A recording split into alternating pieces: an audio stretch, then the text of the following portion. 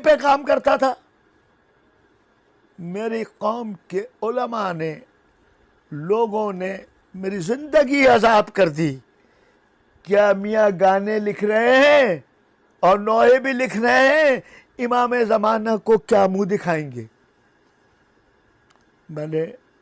मुझे उठते बैठते ताने दे दे के मैंने टीवी छोड़ दिया। तो फिर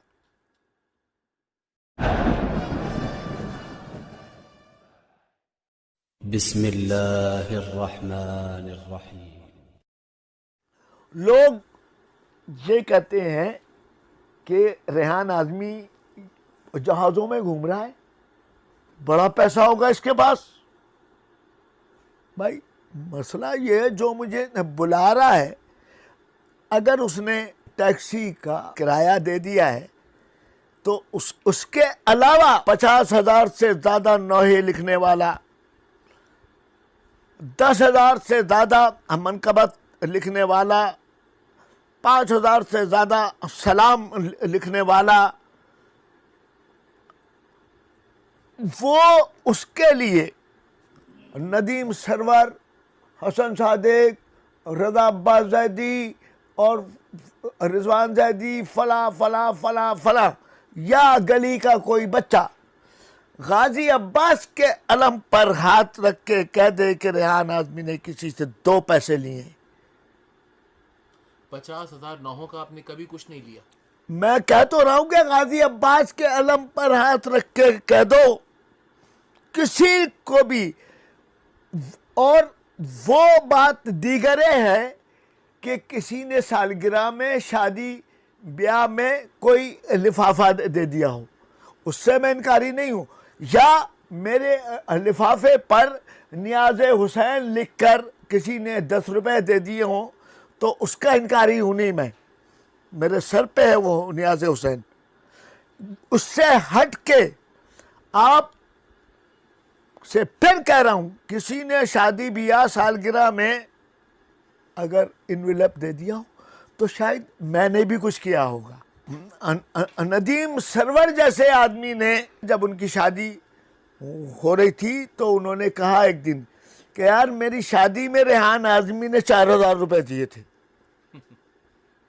उन्होंने भी मेरे बच्चों की शादी ब्याह में, बेशक वो ज़माना जिस ज़माने में मैंने 4,000 दिए थे, आज के दौर में वो 4,000 4 लाख के बराबर होंगे। नदीम सरवर ने बिल्कुल मेरे बच्चे की शादी में लिफाफा दिया और उसमें लाख रुपए दिए। ठीक, मैं कह रहा हूं, मैं झूठ नहीं बोल रहा हूं, लेकिन मैंने अपनी औकात के मुताबिक, मैं तो यार दिन में 4-4 नौकरियां करके भी किसी के आगे मैंने हाथ नहीं फैलाया। पूरी कौम कह रही है मुझे कि आप सरमाया हैं, आप असासा हैं। कोई देखने नहीं आता कि किस आदमी के घर में आटा है या नहीं है, इसके बच्चों के स्कूल की फीस दे दी गई या नहीं। इतनी बड़ी कौम है, इनके हाथों पर कुरान रख के गाजी का आलम दे के पूछो यार रेहान आज़मी ने कभी किसी से लिखने का पैसा लिया है? ये तो नोहा है, ये तो मनकबत है। अब्बा का इंतकाल हो गया है, कब्र के कतबे के लिए 4 शेर चाहिए। अम्मा मर गई हैं, उनकी कब्र के लिए 4 शेर चाहिए। उनका सोयम हो रहा है, इश्तहार के लिए 4 शेर चाहिए। यहाँ से लेके अफ्रीका तक आधे आधे कब्रिस्तान मेरे अशार से भरे हुए। मुनकिर नकीर जैसा शख्स ये हैरान होकर पूछता है ये कौन आदमी है जो सबकी कब्र में घुसा हुआ है। मैं शिकवा नहीं कर रहा हूँ, लेकिन अपने रब से हक रखता हूँ, अपने मौला से शिकायत करने का हक तो रखता हूँ ना। मैं अपने बाप से अगर शिकायत ना करूँगा तो फिर किससे करूँगा? मुमताज कादरी, गवर्नर का कातिल, हुकूमत पाकिस्तान ने उसको फांसी की सजा दी। उसकी कौम ने पहले तो उसको पूरे पाकिस्तान में पैनाफ्लैक्स बैनर लगा लगा के उसको शहीद डिक्लेयर करवा लिया। उसकी जनाजे में 22 करोड़ रुपया इकट्ठा हो गया। अल्लाह मुझे माफ़ करे, मैं शिकवा नहीं है मेरा ये, लेकिन रेहान आज़मी को कोई व्हील चेयर देने वाला नहीं है। ये इसलिए कह रहा हूँ बात कि शायद बाहर मुल्कों के लोग ये समझते हों कि रेहान आज़मी यार इतना बड़ा आदमी होगा। मैं टीवी पे काम करता था, मेरी कौम के उलमा ने, लोगों ने मेरी ज़िंदगी आज़ाद कर दी। क्या मियाँ गाने लिख रहे हैं और नोहे भी लिख रहे हैं, इमाम ज़माना को क्या मुंह दिखाएंगे। मुझे उठते बैठते ताने दे दे के मैंने टीवी छोड़ दिया। तो फिर कोई खुम्सखोर देखने नहीं आया कि इसके घर में अब जब जितने जॉब छोड़ दी तो अब कैसे चल रहा होगा इसका घर। मेरी वाइफ सन 2009 से 2017 तक अस्पताल में कैंसर के मर्ज में पड़ी रही। पूछे पूरी कौम से, सिवाय अल-जुल्फ़कार के नकी या एक आध और आदमी है जिन्होंने मुझे ये कह के कसम दी हुई है कि नाम मत लीजिएगा। वो भी इतने कोई लाखों नहीं, करोड़ों नहीं।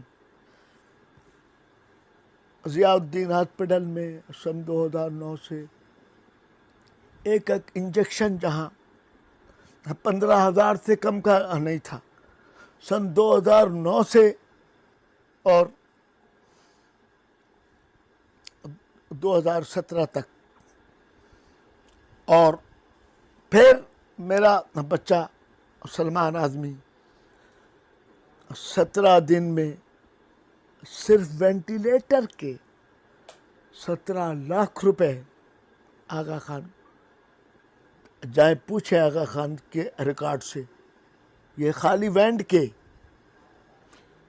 और उसके बाद घर की कोई कीमती चीज़ रह नहीं गई, सब बिक गई, इसलिए कि किसी के आगे मैंने हाथ नहीं फैलाया। इतने बड़े बड़े लोग बैठे हुए, इतने बड़े बड़े, मैंने लिखता रहा सारे लोगों के लिए। सिर्फ मैं कहता हूँ कि पूरी दुनिया से एक आदमी ले आइए, क्योंकि आपका तो काम है, अब आप कैमरा लेके टहल रहे हैं, हर जगह लोगों से बात कर रहे हैं, उनसे ये सवाल ज़रूर कीजिएगा, यार ये रेहान आज़मी,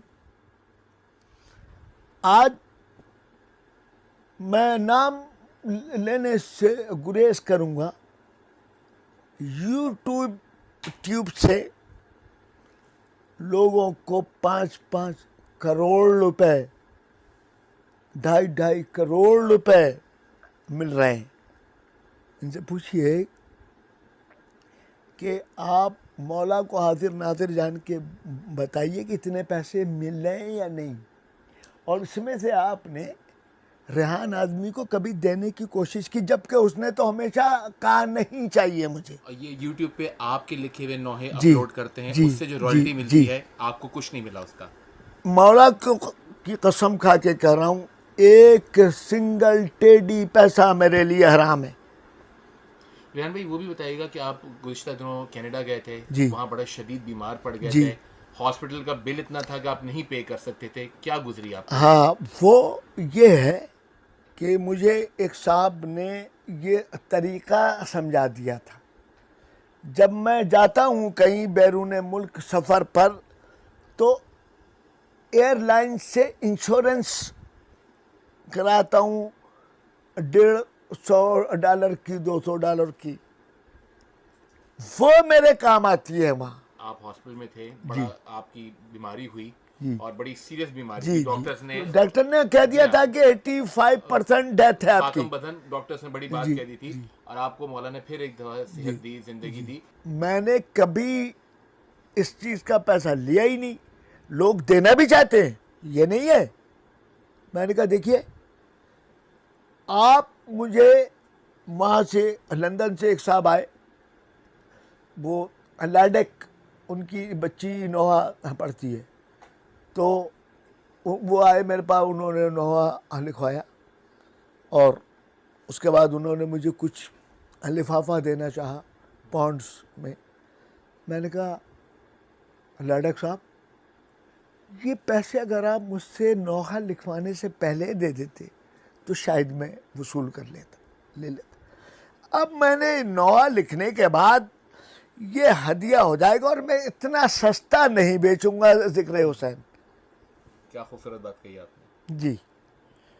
मैं कहा मैं इतना सस्ता, अच्छा मेरे पास तो यहाँ रश लगा होता है, मेरे गवाह बैठे हुए हैं यहाँ, इनको गाजी अब्बास की वास्ता दे के, मौला कायनात का वास्ता दे के, जनाब सैयदा का वास्ता दे के पूछिए कि इस आदमी ने किसी से पैसा लिया है।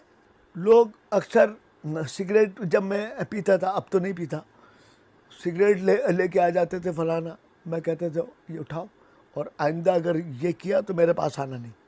मैं इतना सस्ता नहीं बेचूंगा यार एक पैकेट पे। और जब तुम खुद कहते हो कि ये जहर है, तो बाबा ये जहर तुम क्यों लेके आते हो मेरे लिए कोई बादाम पिस्ते फलाना लेके आया करो। और ये सारे साल ही ये मोहब्बत क्यों नहीं होती। रेहान भाई, इतने मुश्किल हालात हैं और बज़ाहिर ऐसा लगता है कि आपके पास कोई एक मुसलसल इनकम सोर्स भी नहीं है जी। घर कैसे चल रहा है? घर, अब या तो इस बात को मान लीजिए आप कि मेरा मौला अपने ऊपर उधार नहीं रखता, या कह दें कि ये झूठ है। मैं अब इसके आगे क्या